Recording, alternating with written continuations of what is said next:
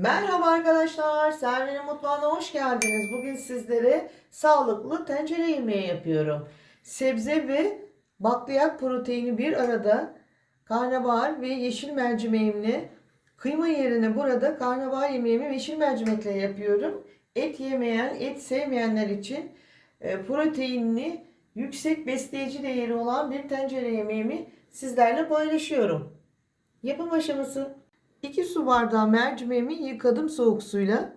Kaynayan suyuma yeşil mercimeklerimi ilave ediyorum. Ve kaynamasını bekliyorum. Karnabaharımı temizledim. Şöyle keserek öncelikle çiçeklerimin bütün çıkması için şu kök kısmını şu şekilde bir kesiyorum arkadaşlar.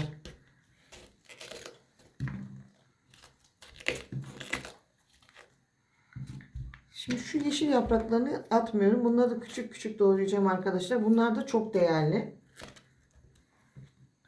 Daha sonra şöyle çiçeklerini bakınız bütün olarak çıkarıyoruz.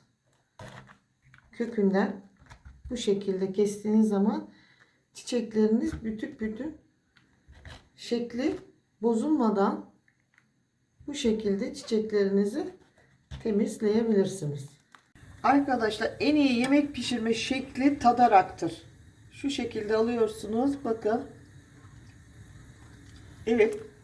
Hafif yumuşamış ama tam yumuşamasını istemiyorum çünkü yemekle birlikte pişeceği için.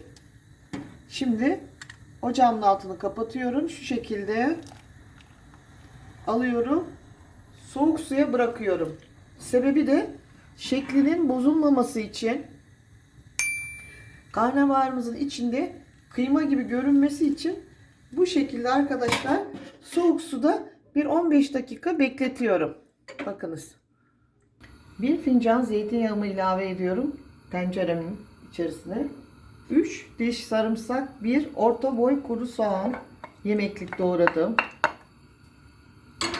İçerisindeki şeker oranı yağa geçsin, lezzetlensin.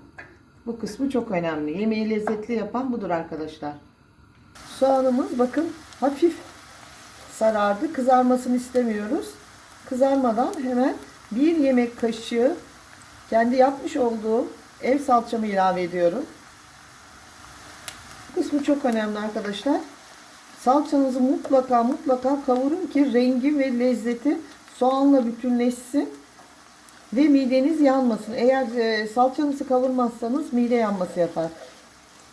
Şimdi 1-2 dakika salçamı soğanla birlikte kavuruyorum. 1 bardak suyla öncelikle salçamızı bir kaynatalım. Şöyle bir kaynasın. Şimdi kaynayan sosumuzun içerisine önce yeşilliklerimizi koyuyoruz. Bir güzel 1-2 dakika pişmesini bekliyoruz. Çünkü bu kısmı arkadaşlar sert. Ama bu kısmı çok yumuşak olduğu için çok çabuk pişiyor. Parçalanıyor. Onun için tenceremin kapağını kapatıyorum. 5 dakika yeşilliklerin pişmesini bekliyorum. Yemeğimizin gaz yapmaması için 1 çay kaşığı kimyon, şöyle yarım çay kaşığı da karabiber ilave ediyorum. Hepsini birlikte karıştırdıktan sonra baharatlar sosa geçsin. Bunu kök bitkileri koymadan önce yapacaktım arkadaşlar. Siz öyle yapın, unutmuşum. Karnabaharlarımızı koyabiliriz. Önce biraz sosta pişireceğim. Gerekirse su ilavesi yapacağım. Bakın sosta biraz pişirsinler, sararsınlar.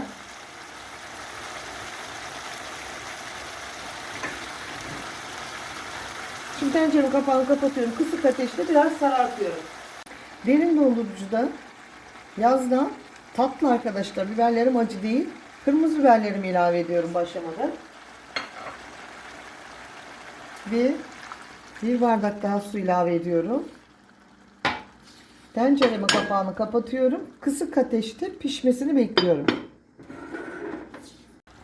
3. su bardağı suyumu da ilave ettikten sonra tenceremin kapağını kapatıyorum. Kısık ateşte yumuşamasını bekliyorum. Şöyle bakın. Karnabaharlarım yarı pişti şu anda. Haşlamış olduğum, soğuk suda bekletmiş olduğum yeşil mercimeklerini üzerine ilave ediyorum. Bir 5 dakikada yeşil mercimekle pişmesi yeterli olacak arkadaşlar. Şöyle karnabaharlarımızın üzerine gezdiriyorum.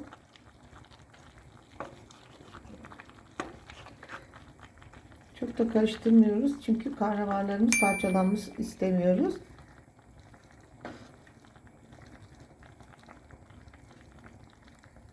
Şimdi 5 dakika daha pişecek bu şekilde. Evet arkadaşlar, zeytinyağlı yeşil mercimekli karnabahar yemeğim pişti. Ocağımın altını kapatıyorum. Kapağını kapatıyorum. Bir yarım saat dinlensin, zeytinyağlı olduğu için sunum zamanı. Zeytinyağlı yeşil mercimekli karnabahar yemeğim bitti. Ben burada kıyma yerine karnabaharımı kıymalı karnabahar değil de yeşil mercimekli karnabahar yemeği olarak sizlere hazırladım. Gerçekten arkadaşlar bu tarifim çok lezzetli oluyor. Et sevmeyenler için, çocuklar da bu yemeği çok beğeniyor. Beğeneceğinize eminim. Eğer videomu beğendiyseniz ve hala abone değilseniz lütfen Selvi'nin mutfağına abone olmayı, beğenmeyi, yorum yazmayı, bundan sonraki tariflerimden haberdar olmak için lütfen zil tuşuna basınız. Hoşça kalın, sağlıkla kalın, mutlu kalın. Lütfen bu sağlıklı yemeğimi deneyin. Vejeteryanlar bu yemeğimi gönül rahatlığıyla yiyebilirler. Zeytinyağlı karnabahar yemeğimi yeşil mercimekle pişirdim. Enfes oldu. Et yemeyenler için, vejeteryanlar için bu tarifi muhteşem bir tariftir. Lütfen deneyiniz. Videomu izlediğiniz için çok teşekkür ederim.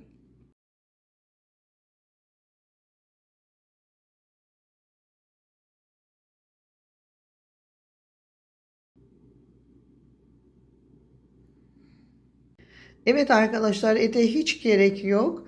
Kıyma yerine yeşil mercimekle karnabahar yemeği yaptım. Bu güzel sağlıklı tarifimi sizlere öneriyorum. Deneyecek olan herkese afiyet olsun diliyorum.